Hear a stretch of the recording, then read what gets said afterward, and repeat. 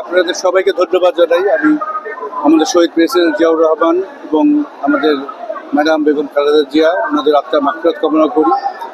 আমি আরও ধন্যবাদ জানাই আমাদের সবার নেতা, আপনাদের নেতা, আমাদের সবার নেতা বর্তমান প্রধানমন্ত্রী জনাব তারেক রহমানকে আমাকে ওনার স্পেশাল অ্যাসিস্ট্যান্ট নিযুক্ত করার জন্য, স্বাস্থ্য বিষয়ের উপর স্পেশাল অ্যাসিস্ট্যান্ট নিযুক্ত করার জন্য। এটা আমার জন্য, আমার পরিবারের জন্য, বিশেষ করে আমাদের বরিশাল বিভাগের বিভিন্ন জেলা এবং ঝালকাঠিবাসী সবার জন্য একটা আনন্দের দিন। আমি এই আনন্দ সবার সাথে আমি ভাগাভাগি করতে চাই। আপনারা সবাই জানেন যে আমাদের স্বাস্থ্য ব্যবস্থার চিত্র অত্যন্ত ভয়াবহ। একদিনের সৃষ্টি হয়নি, বছরের পর বছর, যুগের পর যুগ অবহেলার জন্য আজকে আমাদের স্বাস্থ্য ব্যবস্থা একেবারে ধ্বংসের দ্বার প্রান্তে এসে দাঁড়িয়েছে।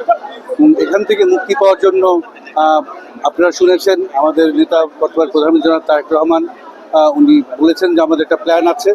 আমরা গত এক বছরের বেশি সময় ধরে বিভিন্ন রকম পরিকল্পনা করে আসছি। ওই প্ল্যানের যে আমাদের যেটা মূল বিষয় সেটা হলো আমরা আমাদের চিকিৎসা ব্যবস্থাকে চিকিৎসা কেন্দ্রিক যে স্বাস্থ্য ব্যবস্থা এখান থেকে আমরা পরিবর্তন করে আমরা প্রিভেনশন কেন্দ্রিক স্বাস্থ্য ব্যবস্থায় নিয়ে যেতে চাই। আমরা বাংলাদেশের প্রত্যেকের ঘরের দুয়ারে স্বাস্থ্য ব্যবস্থাকে আমরা নিয়ে যাব এবং আমরা এমন অবস্থা করতে চাই যাতে করে একজন মানুষ অসুস্থ হওয়ার আগেই বা অসুস্থ হওয়ার একেবারে প্রথমেই তাকে শনাক্ত করা যায় এবং তাকে চিকিৎসা আওতায় আনা যায়, যাতে করে আমাদের দেশে যে আউট অফ পকেট এক্সপেন্ডিচার যেটা এখন 73 থেকে 74%, এই আউট অফ পকেট এক্সপেন্ডিচারকে অনেক কমিয়ে আনা যায়। আমাদের যে হাসপাতালগুলো আছে এগুলো অত্যন্ত আপনার ওভারবার্ডেন, অকুপেন্সি রেট কোনো হাসপাতালের, ঢাকা মেডিকেল কলেজ হাসপাতালের 200 থেকে 300%। এগুলোকে যদি আমরা কমাতে চাই এবং আমাদের যে কোয়ালিটি অফ কেয়ার যদি আমরা বাড়াতে চাই, তাহলে আমাদেরকে প্রিভেনশনকে শক্তিশালী করতেই হবে, আমাদের হেলথ প্রমোশনকে শক্তিশালী করতেই হবে। ওই জন্য আপনারা শুনেছেন যে আমরা অতি শীঘ্রই পর্যায়ক্রমে প্রায় 1 লাখ নতুন স্বাস্থ্যকর্মী নিয়োগের আমরা চিন্তা করছি। এটা পর্যায়ক্রমে করা হবে। আমরা স্বাস্থ্য ব্যবস্থা একটা আমূল পরিবর্তন আনবো। আমরা মন্ত্রণালয় থেকে শুরু করে গ্রাসরুট পর্যন্ত যে স্বাস্থ্যের যে বর্তমান স্ট্রাকচার আছে, এই স্ট্রাকচারে যেসব পরিবর্তন আনা দরকার ব্যবসায় শক্তিশালী করার জন্য, সেগুলো আমরা করব।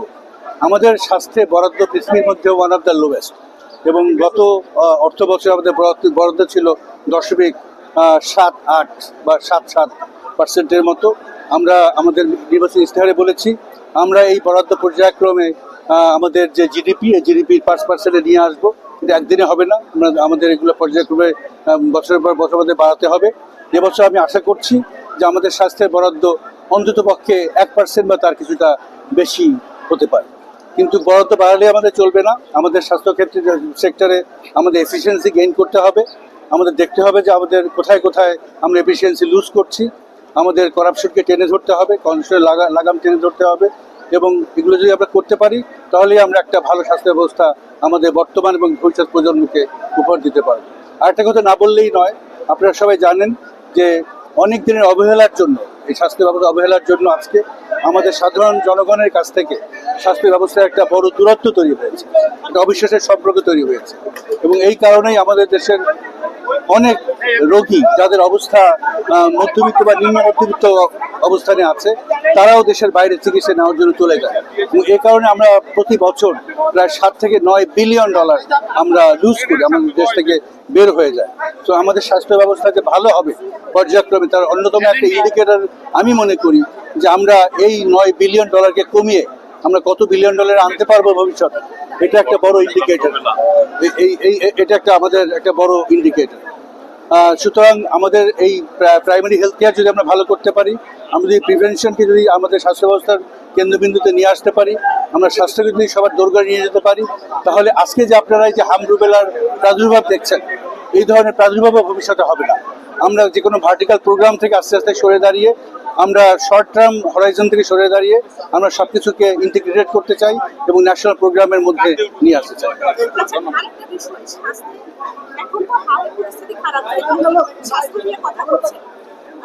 বিশেষজ্ঞরা দাবি করছেন, অনেকেই দাবি করছেন যে এখন এই অবস্থায় স্বাস্থ্যের জরুরি অবস্থা ঘোষণা করা হচ্ছে। এই বিষয়ে সরকার কোনো উদ্যোগ নিবে কিনা? জরুরি অবস্থা ঘোষণা করা উচিত কিনা আমি সেটা ঠিক বলতে পারবো না। তবে আপনারা সবাই জানেন যে হামের টিকা আমরা আপনার জরুরি যে টিকাদান কর্মসূচি সেটা আমরা শুরু করেছি। সেটা শুরু হয়েছে 5ই এপ্রিল 5ই এপ্রিল আমাদের দেশের 30টি উপজেলা, যে উপজেলাগুলোতে হামরুবেলার প্রাদুর্ভাব সবচেয়ে বেশি দেখা দিয়েছিল, সেখানে জরুরি ভিত্তিতে আমরা টিকাদান কর্মসূচি শুরু করেছি। তারই ধারাবাহিকতায় 4টা সিটি কর্পোরেশনের 12ই এপ্রিল টিকাদান কর্মসূচি শুরু হয়েছে এবং সমগ্র দেশে 20শে এপ্রিল শুরু হয়েছে এবং 6 মাস থেকে 5 বছরের প্রতিটি বাচ্চা এই টিকা পাচ্ছে। তো আমরা যদি টিকাদান কর্মসূচি আপনাদের সবার মাধ্যমে, আপনাদের সবার সহযোগিতায়, সমাজের প্রত্যেকের সহযোগিতায়, প্রতিটি রাজনৈতিক দল সবার সহযোগিতা আমরা সফল করতে পারি এবং সফল হচ্ছেও, তাহলে আমার মনে হয় না যে এই নিয়ে আমাদের বাড়তি কোনো চিন্তা বা বাড়তি কোনো দুশ্চিন্তা কোনো কারণ আছে। আমরা তো এক সময় এক একটা দুর্যোগ স্বাস্থ্যক্ষেত্রে নেমে আসছে, করোনা ছিল, তারপরে ডেঙ্গু তো কন্টিনিউ প্রত্যেক বছরই আছে, এখন আবার জরুরি অবস্থা জারি করলে জেলা উপজেলা পর্যায়ে যে আপনার সেবাটা পাবে বা সেবাটা বিকেন্দ্রীকরণ হবে, এইসব বিষয়ে সরকার ভাবছে কিনা? আপনি জরুরি অবস্থা জারি করা বলতে কি বলছেন আমি ঠিক বুঝলাম না, কারণ আমরা তো জরুরি ভিত্তিতে টিকাদান কর্মসূচি শুরু করেছি। আমাদের হাসপাতালগুলোতে কোভিডের সময় যে সক্ষমতা অর্জন করেছিল, যেমন আইসোলেশন সেন্টার ছিল, আমাদের বিভিন্ন রকম প্রোটেক্টিভ গিয়ার ছিল, সেগুলো আবার সেখানে নিয়ে যাওয়া হয়েছে। প্রত্যেকটা হাসপাতালেই আইসোলেশন ওয়ার্ড খোলা হয়েছে এবং যেসব বাচ্চাদেরকে শনাক্ত করা হচ্ছে তাদেরকে জরুরি ভিত্তিতেই চিকিৎসা দেওয়া হচ্ছে। সুতরাং আমরা যে কাজগুলো করছি স্বাস্থ্য বিভাগ থেকে সবকিছুই জরুরি ভিত্তিতেই করা হচ্ছে এবং আমার মনে হয় যে এই মাসটা গেলে, আমাদের যখন টিকাদান কর্মসূচি শেষ হয়ে যাবে, আমার মনে হয় না যে আমাদের দেশে হামের যে প্রকোপ আপনারা দেখছেন, এই প্রকোপ আর থাকবে। ঠিক আছে।